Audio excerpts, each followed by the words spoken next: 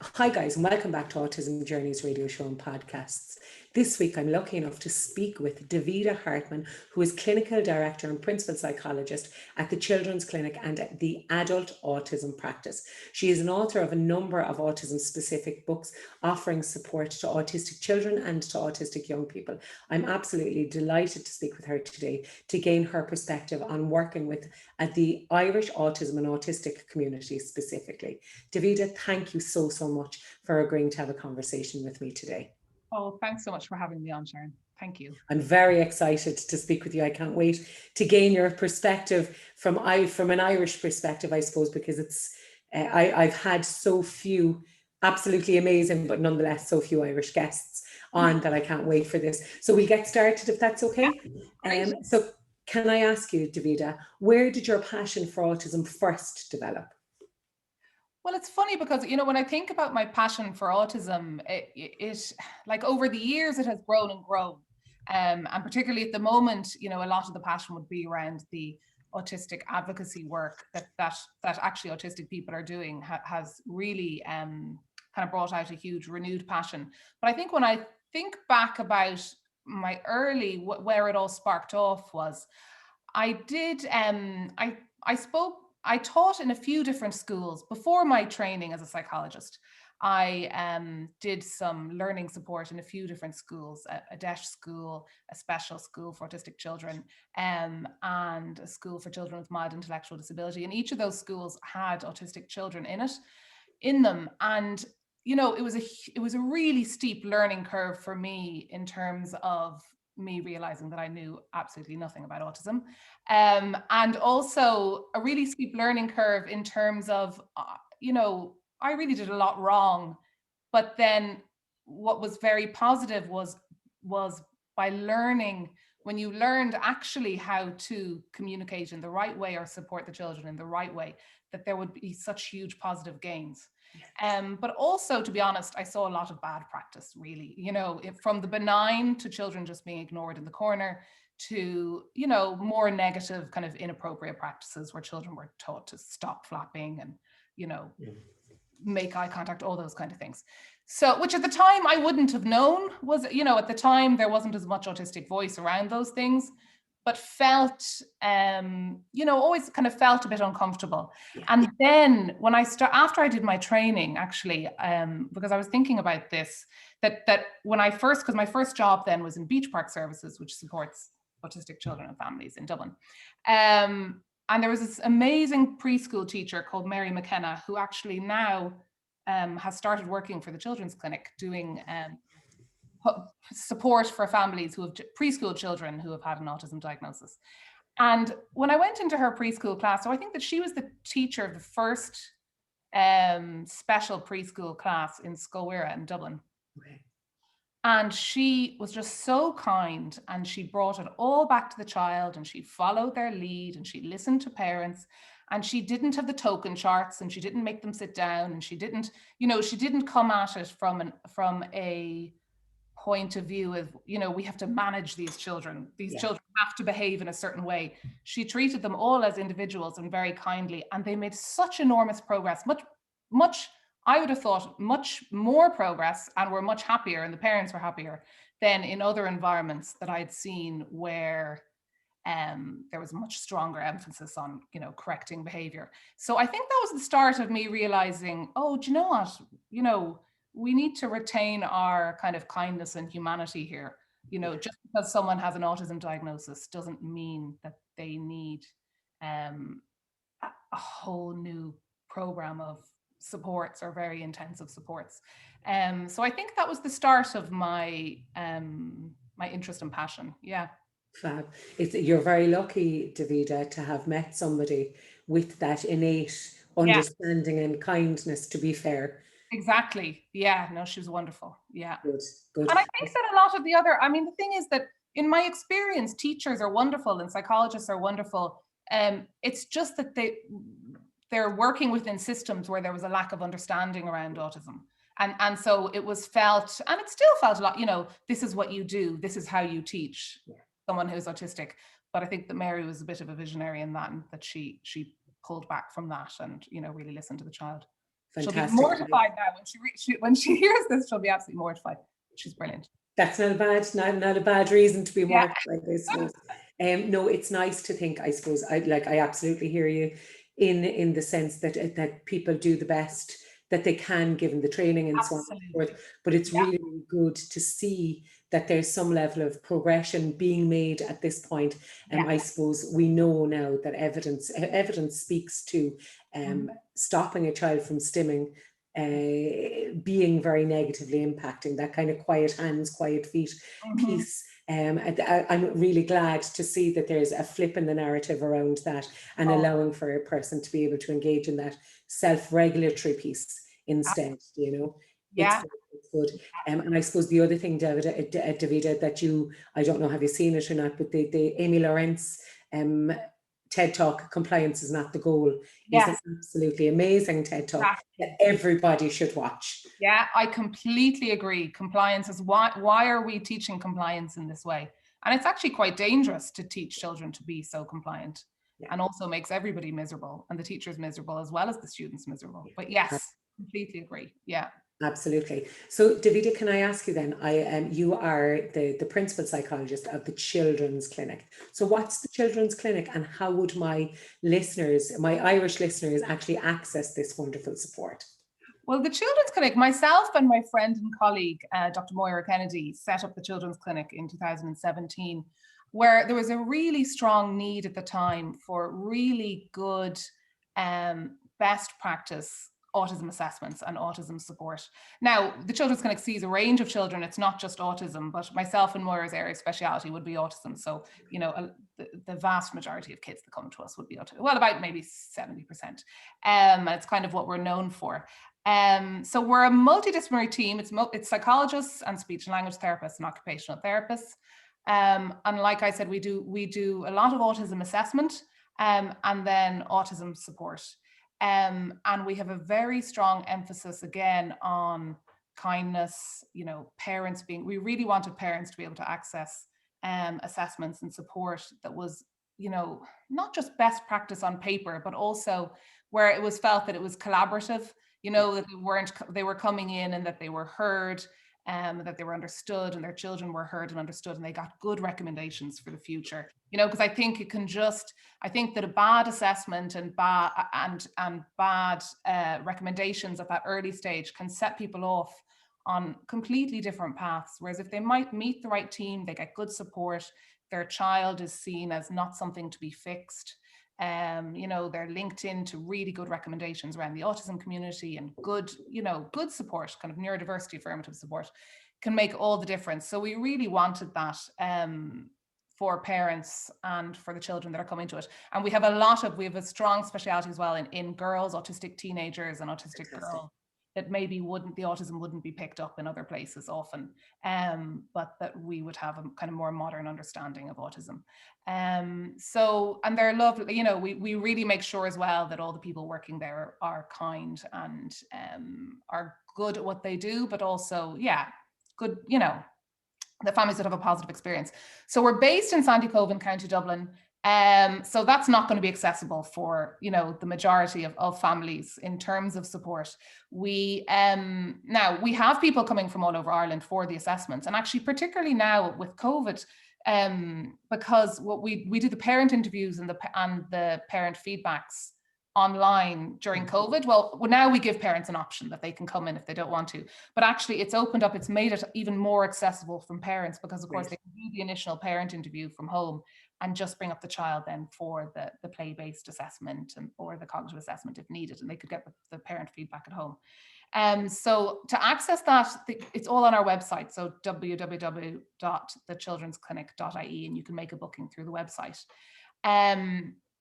In terms of then there's occupational therapy and speech and language therapy through the clinic.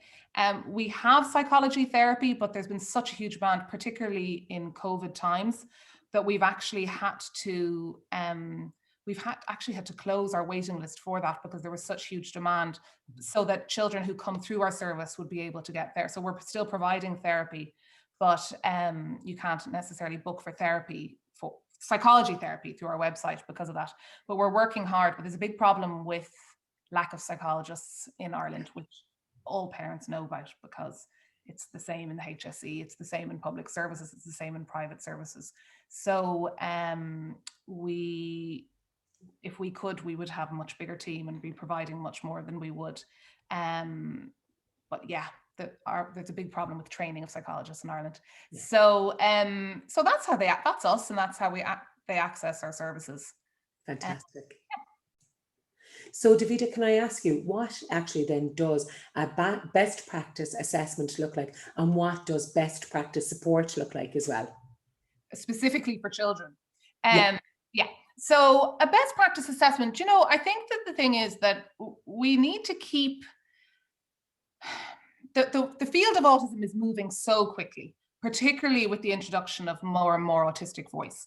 So a best practice assessment for a child does include, it includes a really in-depth interview with parents. It usually involves the ADOS assessment, which is a play-based assessment with children, and it can also involve a cognitive assessment, so a look at the child's developmental level, and sometimes it can involve school observations, sometimes just information from other schools. So a best practice assessment would be a really in-depth look at all of those things. I think what can sometimes go wrong with autism, a lot of the time can go wrong with autism assessments, is that the tools haven't really caught up with more subtle presentations of autism. So if you do the ADOS assessment with a teenager who is very verbal and chatty and is perfectly happy to be there in the clinic, they're not going to score on the ADOS. But the information will be there in the parent interview, and actually will be there if they're able to talk about their friendships, and they're able to talk about the things they like and they don't like, and their sensory sensitivities and all of that. So the information is all there, but oftentimes they won't necessarily meet the criteria on some of the tests that would be considered gold standard. So you really need to go to a psychologist or a team that understands that's not going to be a slave to the test, and oh no, they got 1 point under this whatever, and so I can't possibly give you the autism diagnosis, even when it's blindingly obvious it's autism. But I think but that's where an experienced psychologist, or a psychologist that's being supported on a team, because when you go to an inexperienced psychologist with autism, I can understand that they might not have the knowledge or just the experience to be able to make that call when the tests don't back it up for them. So it's really important you go to somebody who knows autism. But there's more and more. I mean, I think that there's I think that autism assessments for children are getting better. There definitely are people who aren't necessarily doing good assessments, but I think more and more there really is. I'm kind of pleasantly surprised, particularly in the HS. It's such a shame that the HS, anyway, we won't go into a conversation about that. But on the whole different interview, I think. Yeah, a whole different interview. But on the ground, the psychologists and the HSE, their knowledge of autism and their knowledge of autism is excellent. It's excellent. Yeah. Can I ask you, Davida, with regards then to a multidisciplinary team approach versus that singular approach? In my experience, I would have assumed that multidisciplinary approach, where you've got like a number of different perspectives, a number of different eyes looking at this little person and figuring out what their presentation is. Would I be right in thinking that wherever possible, that a parent would be best positioned to access that kind of Sorry, yes, and I should have mentioned that myself. Exactly. So like all of our assessments would have either a speech and language therapist or an occupational therapist there as part of the play-based assessment, and it's invaluable in terms of their insight and in terms of their recommendations going forward. So yeah, I think that's really important to find a team or a psychologist that comes at it from that perspective. Yeah. Perfect. Thank you. Davida, can I ask you, how can we as parents support our autistic children's mental well-being during this current climate, this multitude of change and things being so chaotic, even now, even as countries reopen and so on? There's no kind of faith in things staying open, for example. So how can we support them? Well, look, it's very hard, because it's very hard for everybody. It's very hard for adults and autistic people and not autistic people. And I think a lot of it at the moment is kind of survive, let's get through this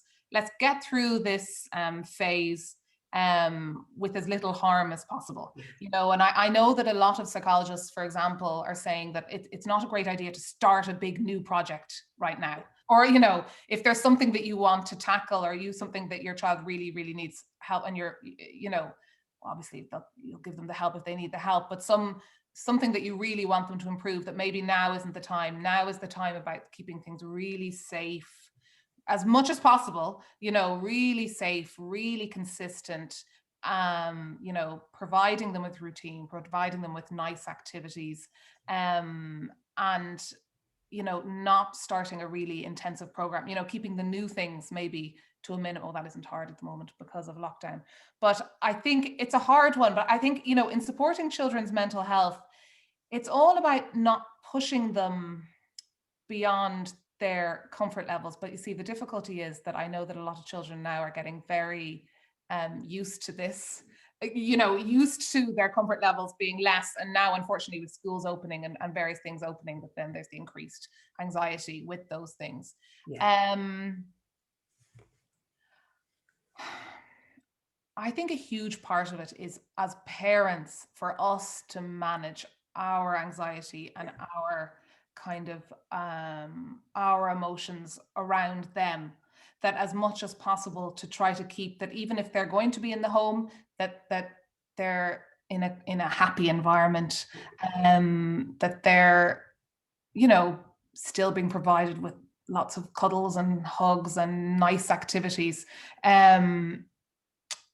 Yeah, I know. I mean, you must hear from a lot of parents in terms of this. Would you find that do you think that we're getting a lot of referrals, increased referrals around mental health issues? Yeah, absolutely. I suppose Really my good. experience even here is that because of that lack of predictability and Yeah. because of the uncertainty as to whether somebody is going to Mhm. be in or out, or if Yeah. there's going to be a case, or somebody not wearing a mask and trying to Oh, I make know. sure that your young person doesn't try and police Yeah, that person and I so on. know. And it's hugely, hugely anxiety I inducing know. for them. And I suppose my experience of late is that some of the kids who I'm supporting are presenting actually with a level of autistic burnout, that they're just so exhausted that they've just reached that point where they can't tolerate anything.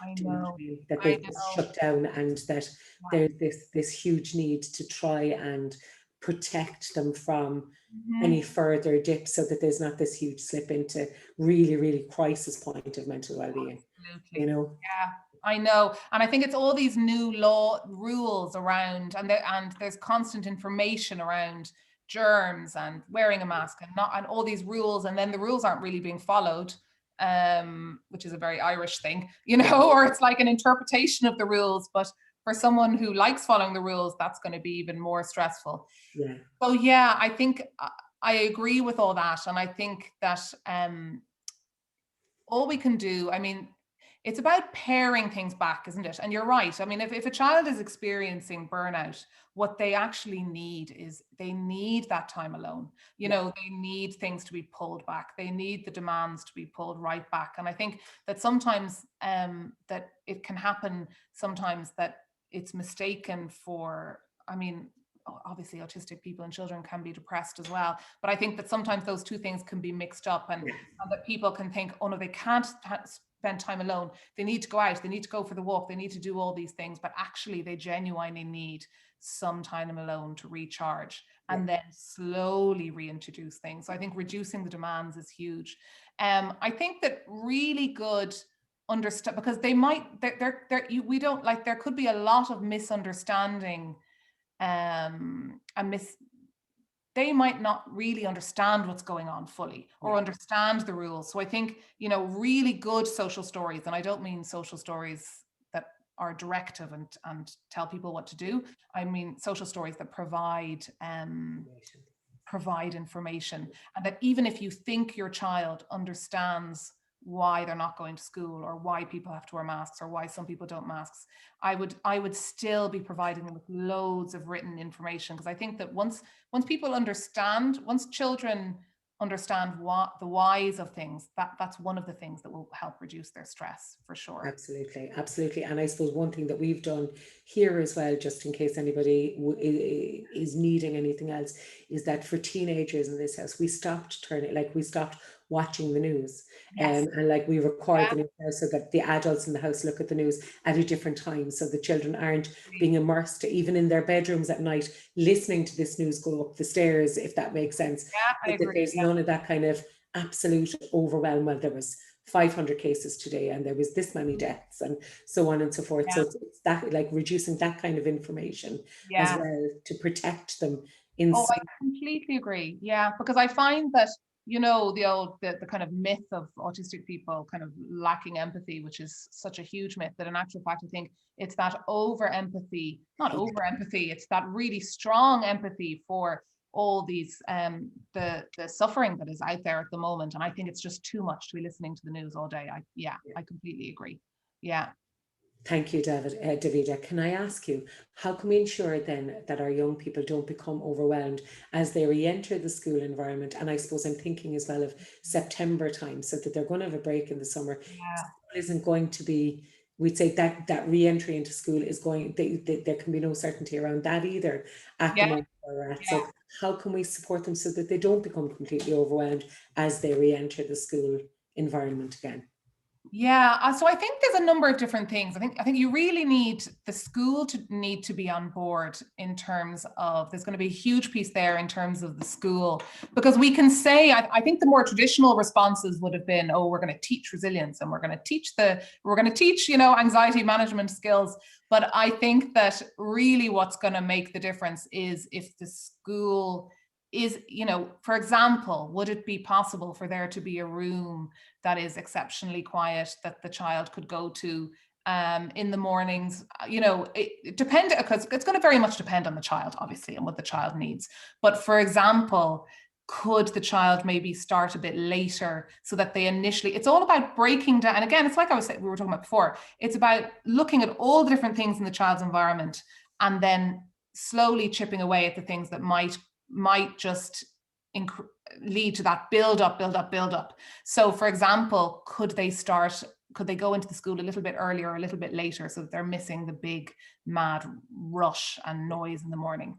Or again, lots of social stories around what the school is going to look like. Could the teacher give a lot more information about what exactly is going to happen that day? Now, I know that's really hard because they don't necessarily know, but that is going to be something that's going to help reduce anxiety. If you were able to say to your child, okay, you're going to go in, then you're going to do some of this, then you're going to go to the lunch, and then you're going to go home.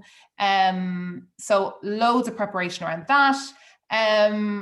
They could maybe start off on shorter day. Again, it's going to depend on the child, but they could start off on shorter days. They could start off just going in for an hour and doing some preferred activity, a bit of art with their favorite teacher, and then going home and slowly building it up like that. I think it's going to be a really big change to just suddenly go from all this time off to right back into it. And then also, if the child has the language, like trying to find ways that the child feels would be helpful. I mean, that's the most important thing. What do they think would actually help reduce their anxiety around it? You know, could they wear headphones? Could they, you know, do they want to sit at the front of the class? Do they want to sit at the back of the class? Would they like to sit beside their best friend? Would they, you know, all of those kind of things. So I think it's a really kind of coordinated approach in terms of providing them with information and then the environment around them changing to meet their needs, you know? Yeah, absolutely. I suppose it'd be worth parents linking in with either their primary school before the end of June or their secondary school before the end of May, before the schools break up, so that they can start working on that collaborative piece. 100%. I'd say now is the time to start working on that. And also maybe giving the child an out so that if they are starting to become overwhelmed, they have a way of letting their teacher know, because they're going to be very stressed. So, you know, if there was some kind of a system that they could let their teacher know that they need to leave the classroom, you know, a card or a certain secret handshake or a hand movement or something like that. So giving the child some feeling that can really help reduce control. If the child feels that they have some kind of control over their environment and they're able to leave if they become too overwhelmed. Their anxiety automatically comes down. Yeah, perfect. Davida, can I ask you then about your adult autism practice? How can people access this, and what kind of supports would people expect to access in that practice? Yeah, well, I mean, the adult autism practice, I only started it about a year ago. And it is, so we provide autism, we're very specifically provide autism assessments and autism consultations to adults. And we are a mixed autistic and neurotypical team. And that was really important to me from the start, that I knew that I wanted it to be that mixed team. And I really wanted a really strong autistic voice. So, for example, the first person that I got on board was my friend and colleague, Tara O'Donnell Killen, who has set up Thriving Autistic. Thriving Autistic actually provide therapeutic supports for autistic adults. So it's been wonderful. We both set them up at the same time, so that it's a lovely kind of sister businesses supports, because we provide specifically the assessments, and then Thriving Autistic provide the post-diagnostic support, because post-diagnostic support is a huge part of assessment. And then if people wanted further support, they can continue with Thriving Autistic. So we're fully remote, actually. We do all our assessments remotely. And we have a really great team of psychologists, where really our emphasis is very much on is very neurodiversity affirmative. So we don't see autism as anything to fix. We're very much along the lines of it's a different neurology, and it's there to be celebrated. And so the assessments that we do are very respectful and very collaborative again. So again, it's not we see people as experts in their own stories and their own journeys.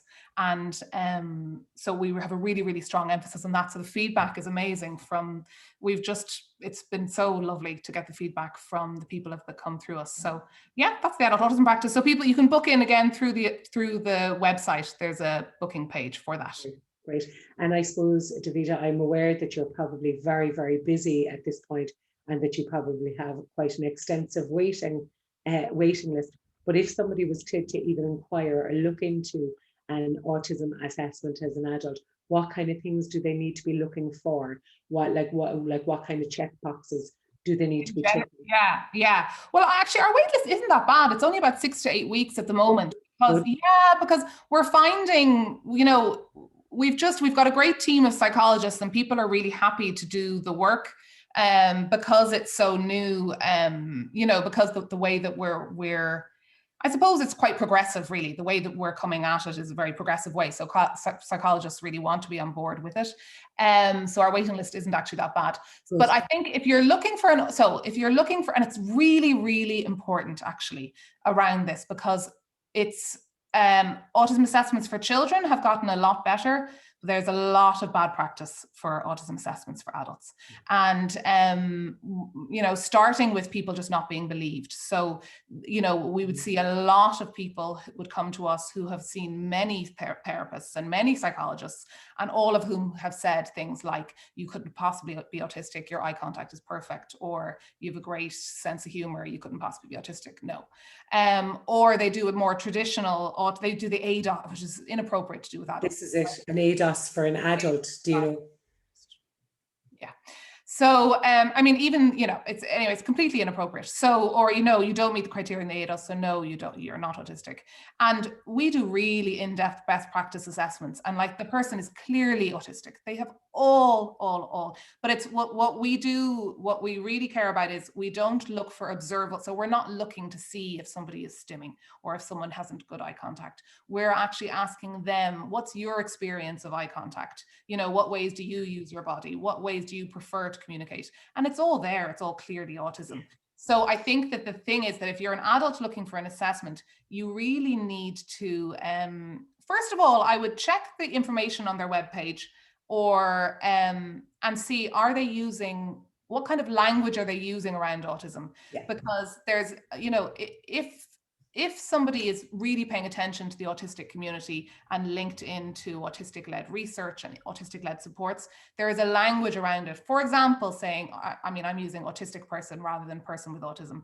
And, we don't use disorder, for example. We don't see it as a disorder, although it can be disabling, and most autistic people would say that, you know, it is also a disability and possibly brought on by, you know, largely society. But I'm not saying, they're not saying, and we're not saying that it doesn't bring challenges.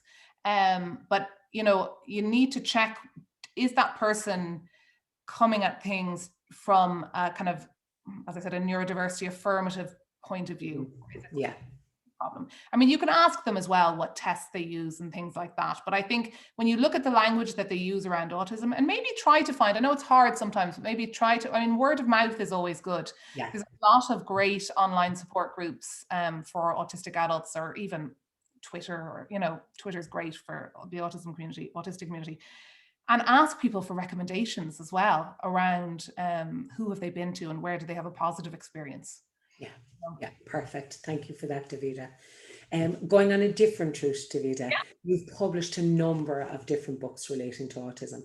Okay, so where could my listeners even start? Like, what? Tell me a little bit about those books, about what wonderful stuff people can access. I think that I'm always, you know, it's funny. Whenever I'm asked about books, I always think that the best books to read are actually written by autistic people and autistic teenagers. And there's so many more amazing books written by autistic teenagers and autistic adults. But I think that, you know, so my latest book is it my favorite book? That's a terrible thing to say. I feel bad now for my other books, but it's about talking to your child about their diagnosis.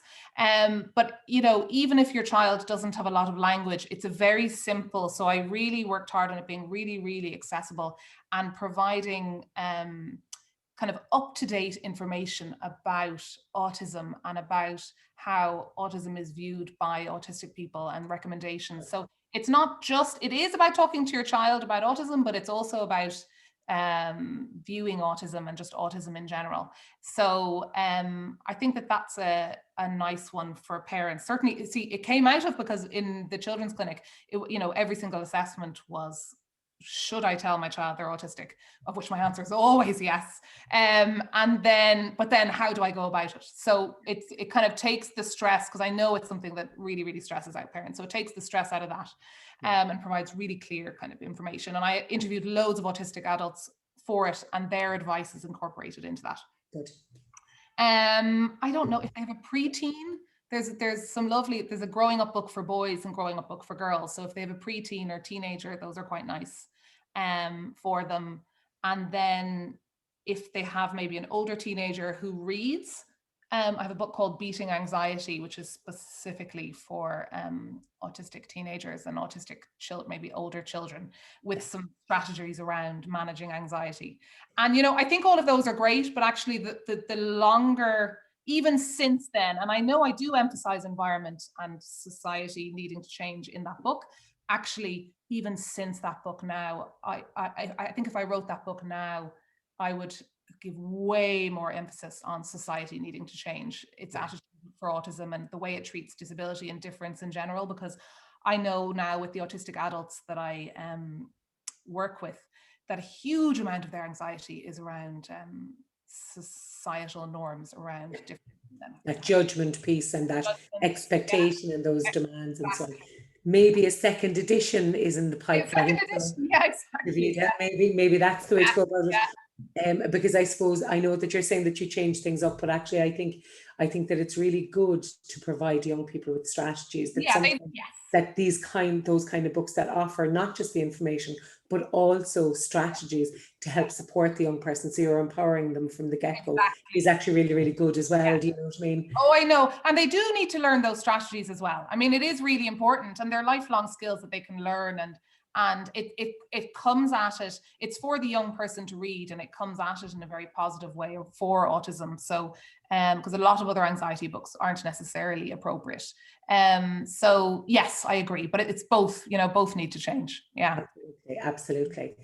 Davida, what differences do you believe still exist between autistic boys and autistic girls as they grow up and mature, specifically that you're working with autistic females? Like where do you think the differences lie, so to speak? Yeah, I don't know. You know, it's funny, like the longer that I work with autism, the less differences I see. As in, I know, because what I'm seeing is that there's a huge amount of girls that would come into us for an assessment that actually would be very classically presenting as autistic. That I really do believe that if they were male, their autism would have been picked up. So they weren't presenting any differently. It's just that because they're a girl, because it was less expected. And I know maybe, yes, because I know I'll talk about masking in a minute, but even not looking at anything to do with masking, some of these girls weren't particularly masking. Okay, yes, their special interests were, horses or glitter, but the autism would have been pretty obvious besides that. So I think that there is work in general society to happen around recognizing that girls can be autistic too, and to help parents and teachers and people pick it up. I work a lot with Mary Doherty, who's an autistic doctor who's doing loads of really great work, but she was saying there almost needs to be posters in GP offices of women professionals with, I am autistic. Look, just literally getting it out there that it's possible for a girl to be autistic. So I think that that's a huge, piece of it. I do think, I'm not sure, I think that boys probably do camouflage and mask a lot. And again, through my work with the adult autism practice, there's a lot of men coming in who would have presented, it wouldn't have been picked up because they were masking and camouflaging. And they weren't being picked up either because of that. But I think that with girls, there's just gender differences. As in, like I said, they like horses, they like glitter, maybe they're twirling their hair instead of flapping, and it just seems girly, and they love fairies and they're in their own world, but it's all part of maybe expectations for girls. And so it's not being picked up. So I think that, sorry, what was I'll go back to. I suppose I was looking at, we were looking at autistic boys and girls and the differences between, but I suppose, Davida, what I find actually is that I meet some boys who, for lack of a better way of explaining it, present with almost a female presentation. Yes. If that makes sense as well. So, do you know what I mean? So I suppose, unfortunately, in my experience at least, I know that the ratio of boy to girl being identified at the moment, that it still sits at 4 boys to every 1 girl and so on, and that it couldn't be further from the truth at this point. But I suppose it's really good that it would be really good if people not only acknowledged that little girls and that women can be misdiagnosed or undiagnosed, but some boys can also be undiagnosed as they're presenting in that kind of masking or very similar way to their female counterparts. Yeah, I completely agree with all of your points. Yeah, I do. And I think there's a huge amount of men not being picked up for those reasons. And girls being misdiagnosed. We get a lot of women into the clinic who've had diagnoses of borderline personality disorder and all kinds of everything, that's really inappropriate. And really, once you start doing that assessment properly, it's like I said, the autism is really clear, it really should have been picked up before then. So I think the ratio is going to go way, way, way, way down. Yeah, I reckon it's pretty much 1-on-1. I would think so. Yeah, I would think so. When we look at it, when we get down to the nitty gritty of it. I suppose the other thing with regards to that kind of that kind of people not being misdiagnosed with things like bipolar and so on, I suppose that speaks again then to the importance of accessing the right clinician or service, so that you're not derailing your journey or your support piece before you even get started. Oh, absolutely. There's been such huge damage done to people's lives with inappropriate diagnosis. And whereas, if they'd gotten the understanding and been linked into the autism community earlier, their lives would have been so much different. But it's never too late. I mean, we have people coming into us in their 50s and 60s. We had one 70-year-old and who would say that their life has changed now with an accurate diagnosis. So it just makes such a positive difference to people's lives. Accessing the right diagnosis. It's so Absolutely. So I'm doing loads of work at the moment actually in lecturing the trainee psychologists now at this point around recognizing autism, best practice adult autism assessments, and doing a lot of advocacy work in that area because it's a huge need. That's fantastic. Actually, it's great to think that you're getting in there at that I training know. rather than Yeah, chasing things up afterwards. yeah, yeah. Delighted. Yeah, Yeah, fantastic, fantastic. Davida, you mentioned word masking and camouflaging a couple of yeah. moments ago. And I suppose for listeners who are new to the Hmm. field of autism, can you explain what those terms mean and how they can be represented in the autistic person? Yeah. So masking, I mean, they're kind of used interchangeably, but I know, but it's a term to show that people who are hiding have learned over time to hide their autism, to pretend to be a certain way, so have a mask on. But I know my colleague Tara would say she prefers the word camouflaging, because she feels that masking, that sometimes there can be a misunderstanding that it's a conscious effort, that somebody is consciously changing themselves to be, but actually what happens is that over time, since a very young child, that actually what happens is that children learn to hide and to be somebody else. And that part of the really positive things about getting an autism diagnosis is being able to unpack all that, and it takes a long time to be able to do that. So camouflaging and masking, it refers to that for example, I mean, in a very small level, it might be that people learn to stop stimming, for example, and to act in a typical way, or to pretend to like things that they don't even like, to be a certain way. It's a huge issue, and it's a huge risk issue for girls and young women, because what happens is that they learn, oh, I'm going to try to act like everybody else and go along with everyone else, but it means that they're much more vulnerable in later relationships, because they don't have as good a sense of themselves and what they need. They're just listening to other people telling them how they should act and how they should be. So it has very negative consequences, and there's a lot of new research that shows that it's really negative impact on mental health. And it's horrible to talk about, but the rates of suicide within the autistic community is very, very, very high. And there's a lot of the autistic community would talk about masking and camouflaging being a huge part of that. And that's why, I mean, that's one of the reasons why I my book talking about your diagnosis, you don't need to buy my book in order to talk to your child about diagnosis, but they're all linked, because it's so hugely important, if your child is autistic, for them to know they're autistic, and for them to realize that it's an okay way to be in the world. You don't need to change who they are. They don't have to pretend. They don't have to mask. And it genuinely has a massive positive impact on people's mental health to be able to do that. There's some adults that we would work with that before their diagnosis would have been in psychiatric care, would have had multiple suicide attempts.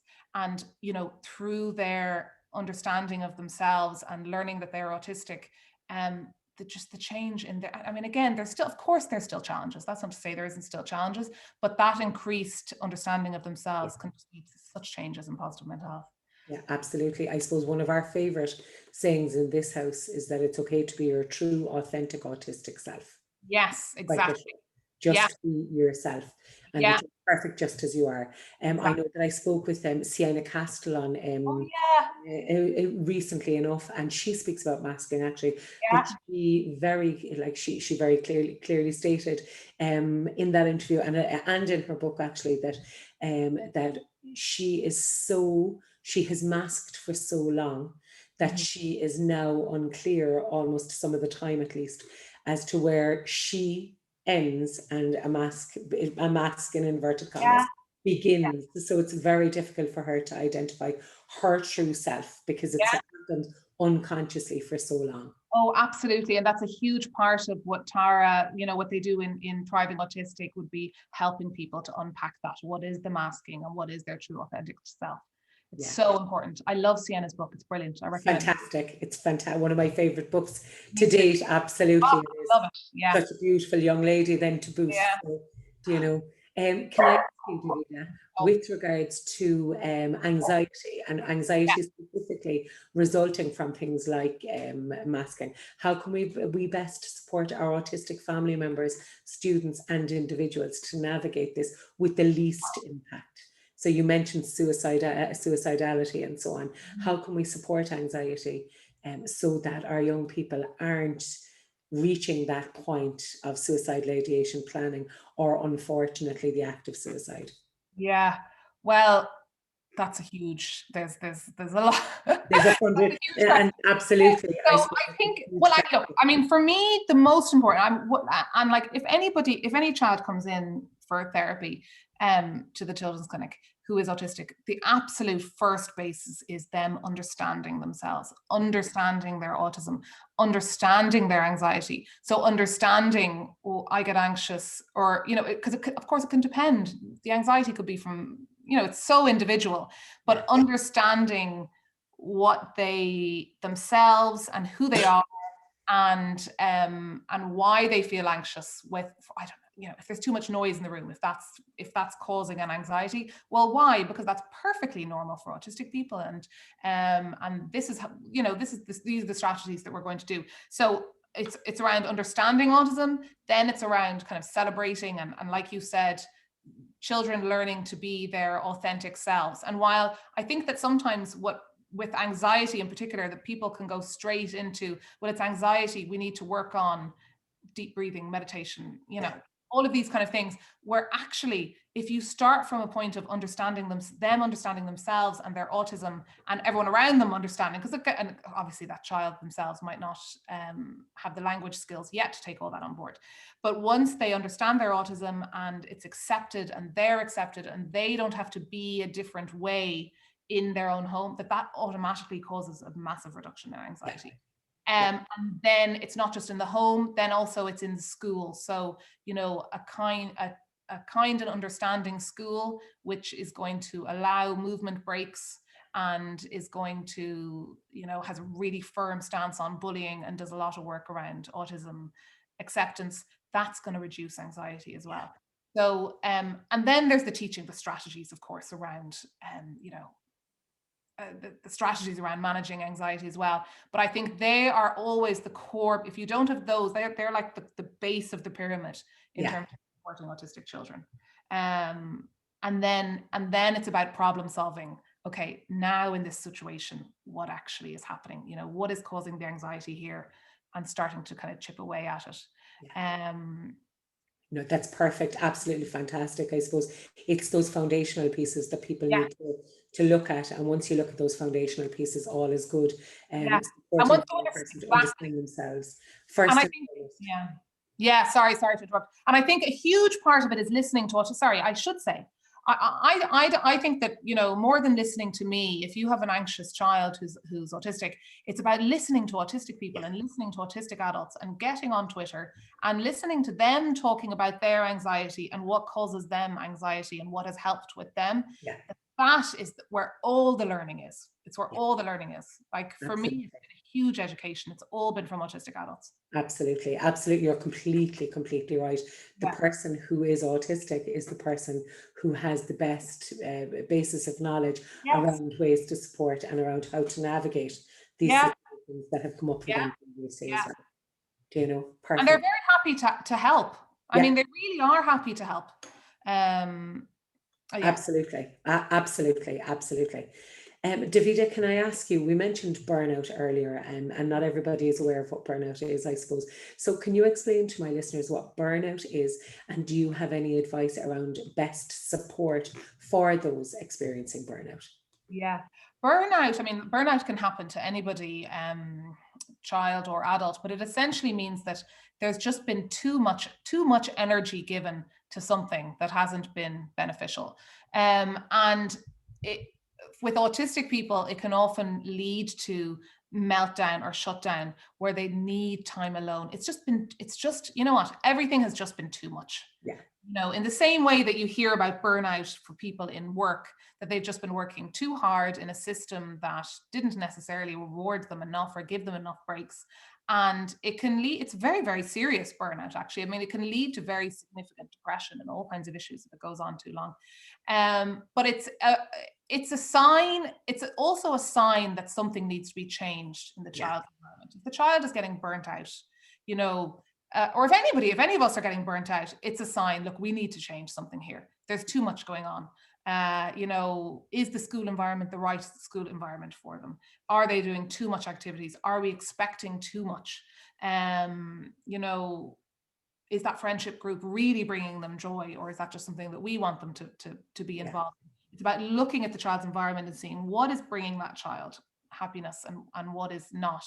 But you know what I love? There's lovely, again, there's a psychologist who's autistic herself called Maja Tudor, and Yeah. she has, so her energy accounting, she has this whole system of energy accounting that actually works, that you can adapt it for children as well. And even with children with less language, you can help adapt it. But essentially what she does is, she's fantastic. So she looks at her diary, and she looks at the activities in her life, and she thinks, how much energy is that thing going to give me or take away from me? And sometimes, because she's a great public speaker, she loves public speaking, but she knows that's going to take out a huge amount of it. Even though I like that, it's going to take a huge amount of energy out of me. So she looks at her diary and she plans her week for, okay, on Monday I'm giving a talk, so Tuesday I'm going to do nothing, and I'm going to make sure, she was talking about, is it her husband or her boyfriend, but anyway, that she would make sure that he was out of the house the next day so that she could have time alone. And then the next day she'd make sure to plan relaxing activities in between the things, based on what gives her energy and what takes out energy. And I think that we can use that, looking at our children, what are the things that gives them energy and what are the things that takes away energy, and just being careful to not have too many of those energy taking away things in a week. I think that spoons theory, like Christina Mesler, yeah. So you hear a lot of that. The autistic community, spoons theory is, I mean, it's a very simple concept. It started with long-term, kind of long-term illness, people with long-term illnesses, chronic illnesses. And it's like, how many spoons do I have today? Like, I just don't. So if you had 5 spoons of energy for that day, and somebody asks you to go to the shop to get them something, and well, that's going to take 3 of my spoons, and I just don't have the spoons for that today. But it's a really helpful way of looking at the energy of managing. We do a lot of that with autistic teenagers, and actually it's really, really helpful. It's a really helpful kind of simple concept of looking at how much energy you have to give to this day and being careful of it. And you know what?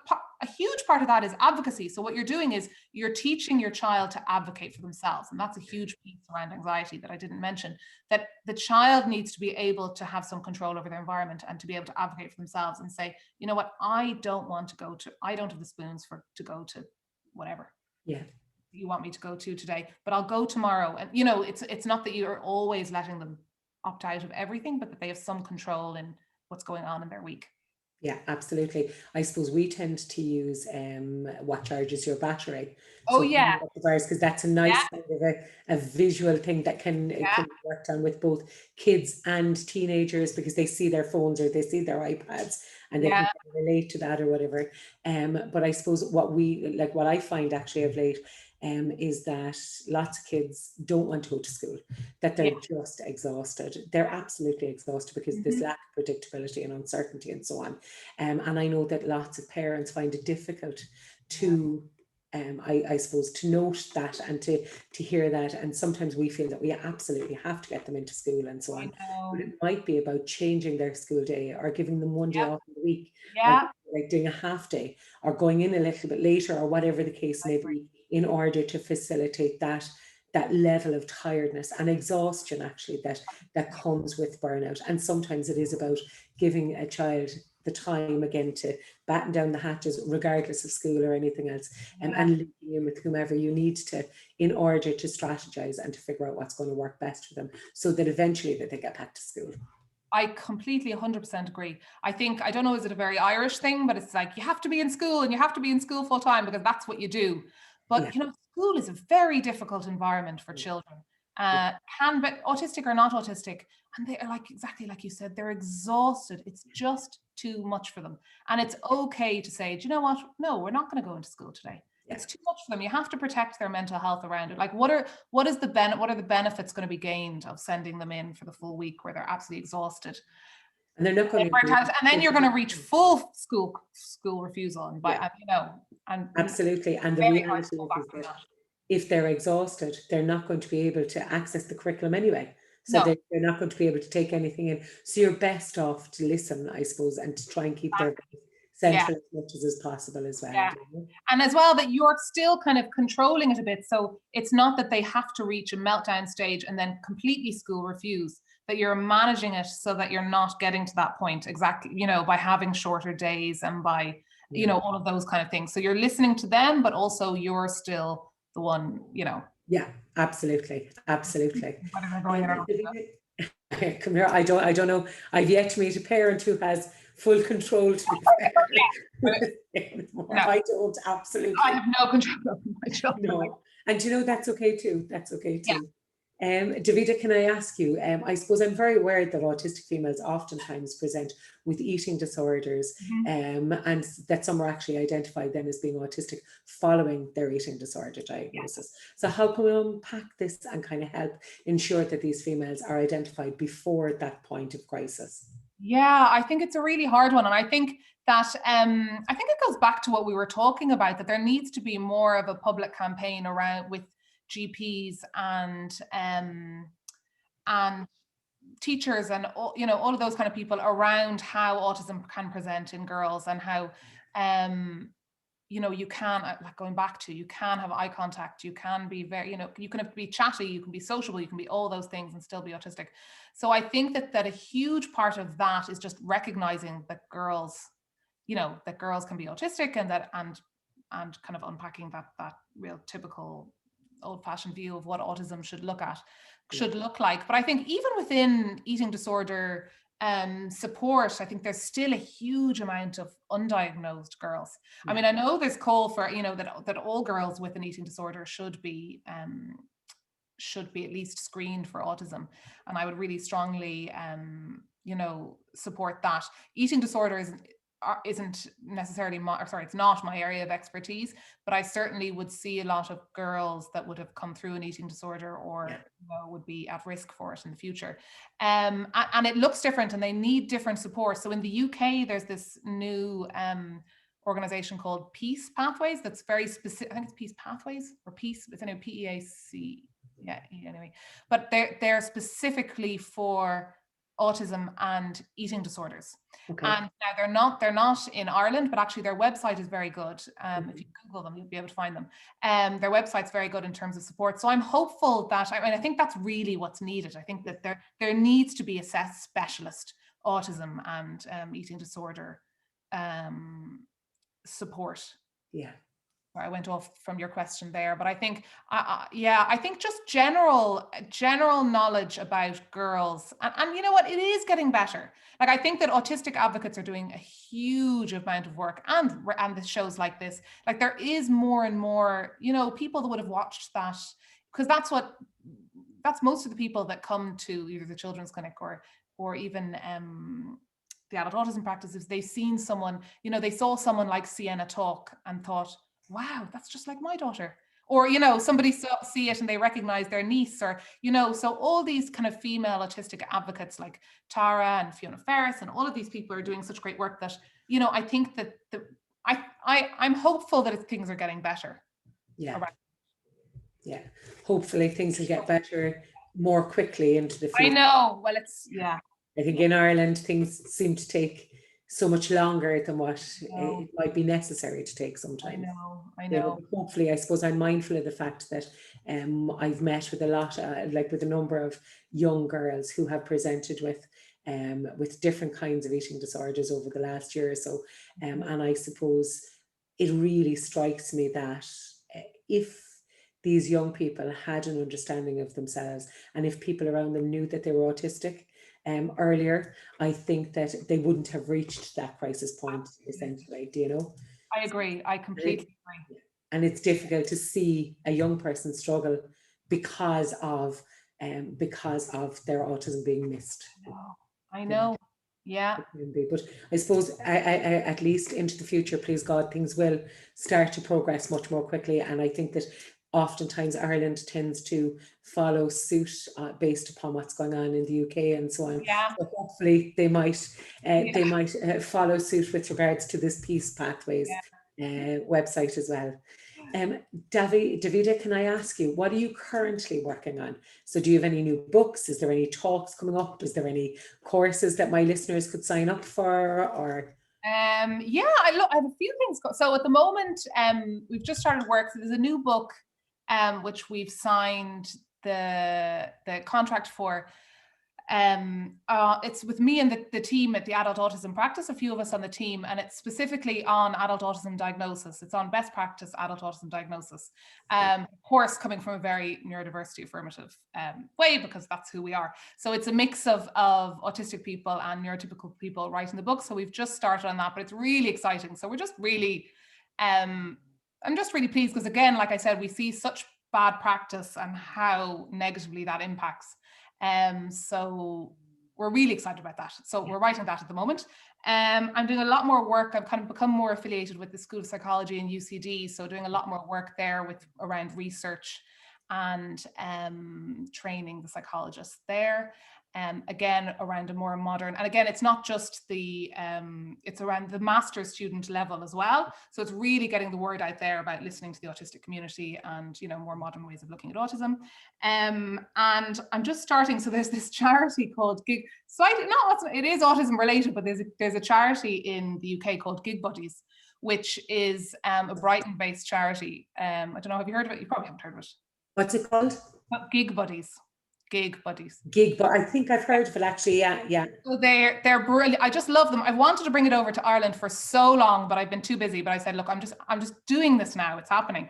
So it's a very simple idea. They essentially they're fantastic because they support adults with intellectual disability and/or autism, but it's very participatory led. So it's very much listening to people with disabilities saying, what do you actually want? And they like all of us actually just want to go out and have friends and have fun and go to the pub and go listen to a concert or anything like that. So it's a very simple. What they do is they match two adults, usually one with a disability, one without, but actually there's no reason why it couldn't be an adult with kind of lower support needs as one of the things, but they match them according to interest. So if you've got two people who are really into going to love, I don't know, pop music, they match them by interest and they go out, at least once a month. And it's basically about reducing socialization and kind of the aim is for real, genuine friendships, and if you look at them online, it's not, I think that charities, it's not patronizing, it's not coming from we're going to give you what you need. It's about listening to people with disabilities and what actually they need. And it's about just people having fun and going out. And acknowledging what the person who has a diagnosis of whatever brings to the table as well. Exactly. And I mean, like social isolation for adults with disabilities is absolutely huge. They're very poorly supported, very poorly resourced. And so, and oftentimes we think in terms of, they need OT or they need speech and language or they need, psychology therapy, but actually what they just need is a friend. They just need to go out, not with their mother or their sister.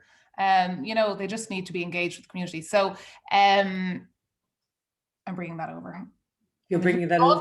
Because it's new. The charity sector is new to me. So at the moment I'm in the middle of going through the paperwork for setting up a charity in Ireland, which is a little bit daunting. But yeah, that's what I'm doing. To stay in contact about that, Davida, so that I'm really online, and that, like, I'd be so interested in all of that side of things. I'd love for you to link in with me again about that. Oh, brilliant! Listen, you'll be sorry that you said that to me. You'll be setting up the Cork branch next. No, I suppose the other thing I do want to ask you about your book as well, the book that you mentioned, is that when do you anticipate that being, like, is it spring 2022? Well, it's probably going to be like, I'd say it could be even a year and a half from now, because we're finishing writing it in December, and then there's a big lead in. There's maybe 8 or 9 months. There's editing, there's all that, and there's editing and all that kind of stuff. But we're lecturing around it. Like we're going to be doing workshops. We're going to be doing workshops on it, and the adult autism practice, we are going to be doing more, particularly with Tara with Thriving Autistic, because I know I'm here talking individually myself today, but I suppose that's because you asked me on to talk about my stuff. But in general now, I always bring along an autistic person. If I'm ever talking now about a topic related to autism, I always have an autistic person with me, because I might catch Tara from Thriving Autistic. Absolutely, 100% should. Oh my God, she's fantastic. You definitely should have her on. Good. Myself and Tara do a lot of talks we do a lot of talks for therapists actually on recognizing autism they've been really successful recognizing autism in therapy. And a lot of psychotherapists come along to a psychotherapist and psychologists online, obviously all online. So I think if you followed the Adult Autism Practice or me on Twitter or Facebook, and Tara on Thriving Autistic, because we do a lot of joint stuff. And do you do stuff for families as well as therapists and so on? Yeah, well, kind of help support families. Yeah, see, at the moment, because the Adult Autism Practice is new, a lot of the online stuff that we've been doing has been related to that, because I'm just in the middle of that. I did a talk recently with As I Am. There was a kind of a what is autism, and I do a lot of stuff with As I Am, and they're up online on their As I Am YouTube page. Okay. We are hoping to do more online stuff with the Children's Clinic. I've recorded a big, you know what, it's just about the editing of it. I've recorded a load of interviews with Adam Harris and Fiona Ferris and a load of stuff I want to put up the talking about your diagnosis with your child as an online webinar, but it's just about getting the time to do it.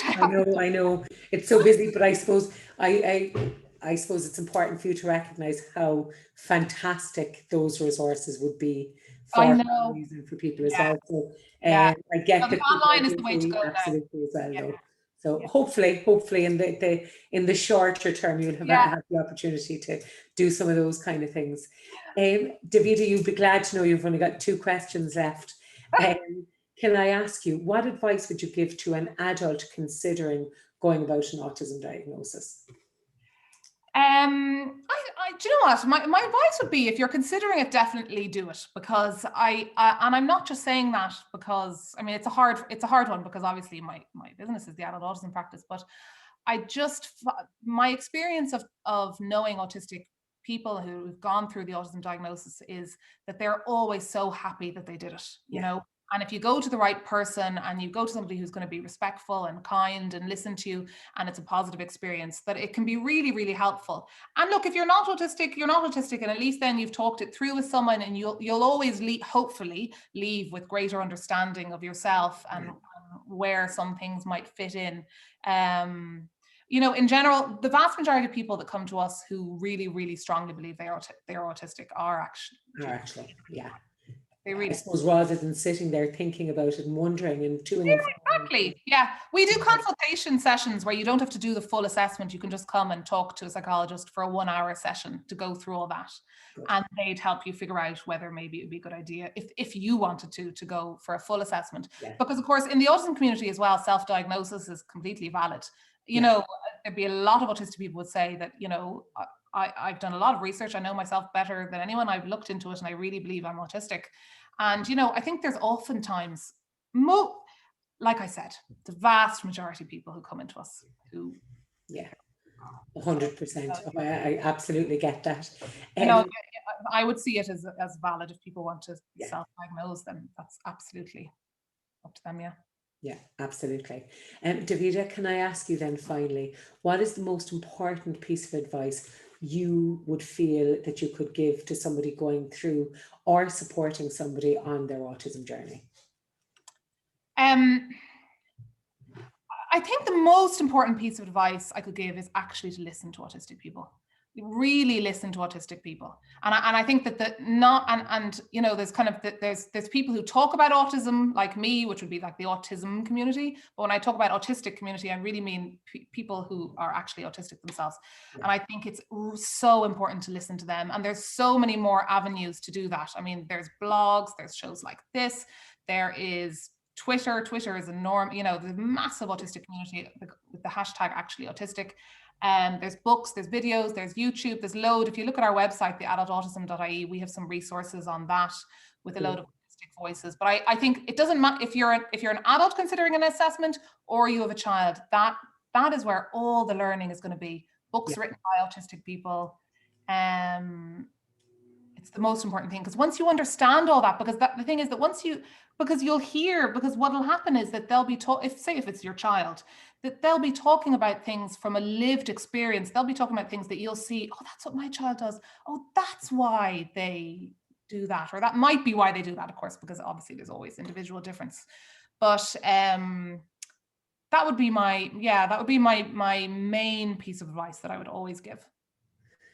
Davida, thank you so, so much for speaking with me today. It's been an absolute pleasure. It's been a pleasure. Thank you so much.